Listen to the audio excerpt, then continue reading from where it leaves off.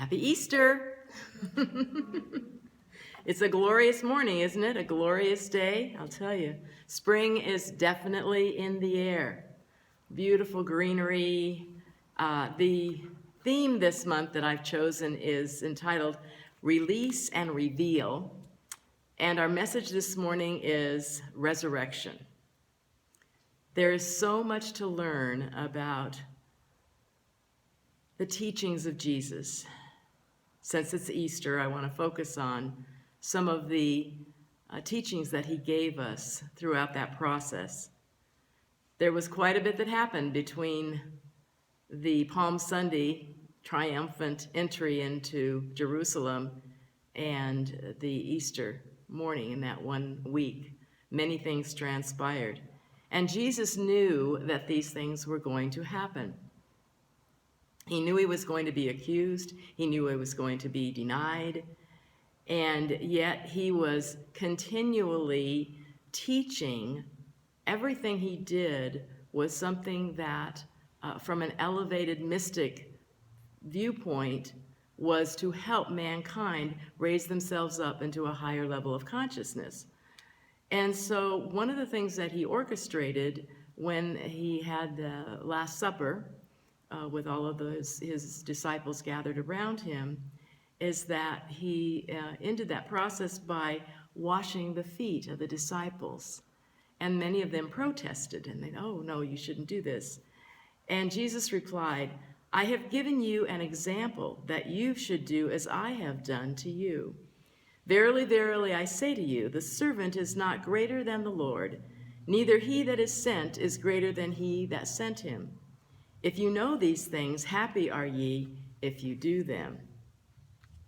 So in everything Jesus taught, there was a reason for it, the reason he said things, the reason he did things.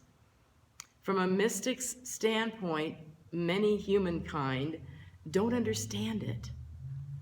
It's really beyond our human conception of what is he talking about. And from my standpoint, I look at what he did, he demonstrated. To me, it is a sign and a teaching that we are to recognize our unity, our oneness, that no one is higher or greater or lesser or lower than another, that we all are equal in God's eyes. We're all equal in love's eyes. The other thing that I believe that he was teaching there was that we are to serve. We are to give. We are to be humble, to provide what needs to be provided for others, if that's the case, if that's what we see. And I love the very last sentence that he said, it's great if you know these things, but if you actually do them, you'll be happy. So how are we going to be happy? We are happy by letting go of judgment, of trying to compare, to elevate and lessen. That's a lesson in eliminating judgment. And when we eliminate judgment, we're happy. Yay! We first eliminate it by what? Releasing it from ourselves. Releasing judgment on ourselves is number one. When we do that, we can then extend it outward to others. Everything Jesus did, from his standpoint, was demonstrated from love. Jesus came from love. Moses came from law. So once the law was established in the Old Testament, the do's and the don'ts, then Jesus came to teach us the love of how we are to institute and express and experience this love that we are. What else did Jesus do during that week? He prayed. He went into the garden and he prayed, knowing the challenges that he was going to be facing. He wanted to have that direct communion with the Father within, so that he was prepared for what was going to happen. Because he knew that when he had that absolute unification and oneness with the Father, he could face anything. How many of us have faced a dark night of the soul? How many of us have felt that we've been on trial, that we've been betrayed, that we've been entombed? Jesus' life was the great example. And when he went to trial, being questioned, what did he do? Did he use confrontation? Did he argue? Did he beseech? No, he did absolutely not. He agreed. He surrendered. The message this morning is resurrection. Sorry, folks, but can't have a resurrection without the death. We cannot rise triumphant without going down to have that crucifixion, to have that dark night of the soul, where we search ourselves to the point that we can rise above it. Now, many of us aren't interested in wanting to go through that piece of it, are we? We want to get to the higher ground without going through that darker area, but it doesn't work that way. In order to attain higher spiritual mastery, we need to recognize that there is that lower self, that lower experience that gives us a lesson, that gives us that strength that we need in order to take us to the next level. Wayne Dyer wrote, "Every spiritual advance that you make in your life will very likely be preceded by some kind of fall or seeming disaster." Remember that as you are going through the fall, the seeming disaster, look for, what is this rising me up to and through? How can this benefit me? There's an old saying that says it's always darkest before the dawn. There's light at the end of the tunnel. So we hold on to that hope. We hold on to knowing that this too shall pass. I had a friend of mine email me a couple weeks ago after she heard our Sunday message, something that struck her. And I asked her if I could share it with you, and she said, yes, by all means. She said, in your talk yesterday, you said that we should stop and breathe.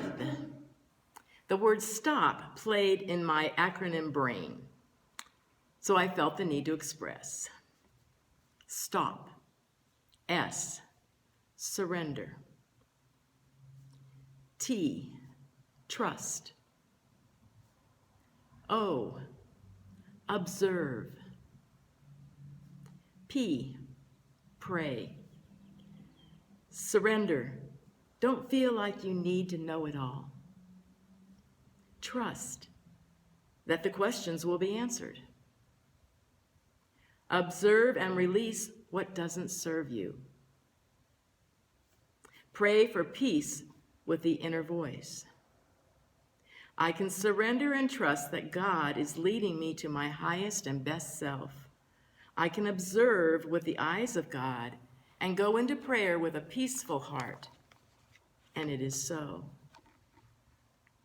I thought that was a beautiful message that she gleaned from it, to take that acronym of STOP and help you when you're going through those times of question, those times of concern. You know, you remember, we are infinite beings, and as infinite beings, we need to constantly and continually release the old and go with the new, and it's always not comfortable. There's no doubt about that, but there is something within us that is greater than what this challenge that we see on the appearance of the exterior here is representing to us. We have something higher within us that responds. When we request to it, when we go within and ask it to do that for us.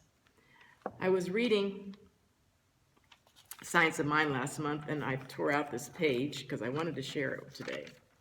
It's called Problem, Challenge, Opportunity. A quote from Anonymous: "Don't limit your challenges, challenge your limits." and from Ernest Holmes in the Science of Mind textbook. There is no limitation, poverty, want, or lack. I stand in the midst of eternal opportunity, which is forever presenting me with the evidence of its full expression. Life is made up of never-ending experiences. Every moment is filled with something. In life, being as it is, we can sometimes experience what could be deemed problems. And if we are not careful, we can allow those problems to spiral out of control. However, we get to choose how we look at it. Because we are brilliant illuminations of spirit, we can, just by changing our minds, turn that problem into a challenge. And don't we just love challenge? Challenges force us to bring out the best of who we are. Actor and fitness coach Fred DeVito said once, "If it doesn't challenge you, it doesn't change you." And this change brings us opportunity. It starts out as a problem, and then because of our power of choice, we decide to turn this problem into a challenge. Through the challenge, we grow to see that the problem was actually the impetus for opportunity. We take this opportunity to show the depth of wisdom of the Spirit that is within us. Whenever you are faced with a problem, be still and know that there is something within you that knows the answer and provides you with the opportunity to grow, glow, fly and shine like the eternal spirit that you are. And it ends with the affirmation, I am the life of God. Every experience is an opportunity to shine my light. I am the healing light of the divine. So our theme this month is called Release and Reveal. We're letting go of the lesser and we are revealing our magnificence. And the choice is always ours. Remember that there is an underlying lesson in all of the experiences and conditions of life. We are to release fear, doubt, criticism, anger, judgment. Because all those things cloud our thoughts and emotions, stirring us up and getting us off track of what we really are. We are here today to celebrate because life is eternal. It is always changing, it is always growing, it is always evolving, and humankind is doing the same thing. We are moving up in this evolutionary spiral, and things are going to drop off, and they're going to come to us greater things. Spring is in the air. There are seeds that have come up that were dormant in winter, in the cold, and in the hard ground. And now the ground is warming up, and they're bringing forth new life, new beauty. That's what we are doing. We're bringing ourselves up into this beautiful life with expression. Love is in the air. It's all around us. You can see it in the plants and the birds and the flowers and in the people. Joy is in the air because you know what? The Padres are 3-0. First time the Padres have been 3-0 in the opening of a season since the 80s. Now, I haven't specifically prayed for that, but what I have been doing is watching the energy that's been placed in that organization and seeing that there's new faces, there's new folks, there's new energy. That's what we are here to do, is to change things up, to give it new energy our whole life. We want to keep the hope that there is goodness on the way right now to us. We need to act with surrender, for letting go, for forgiveness. When Pilate went to Jesus on the trial, Jesus went to Pilate at his trial. What did Pilate ask him? All the questions. Jesus answered, replied. He didn't argue. He didn't say, yes, please help me. Don't do this. But at the end, what did Pilate do? Pilate said, I can see no wrong here. This man has done no wrong. I'm going to let him go. He said, and Pilate saw that he could not prevail. He kept asking, I want to release him. And what did the crowd kept shouting? Crucify him, crucify him. So he says, but rather a tumult was made. They're shouting, crucify him. So he took water and he washed his hands before the multitude, saying, I am innocent of the blood of this just person. See ye to it.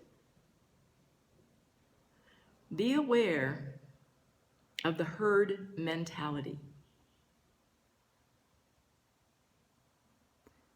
Don't get caught up in the crowd that says, crucify him. We have many times seen that in our society. We need to stand back and look at what is right and what is good and allow that to take the higher ground. Crowds get a knee-jerk reaction. We need to stay attuned to what our personal guidance is within us.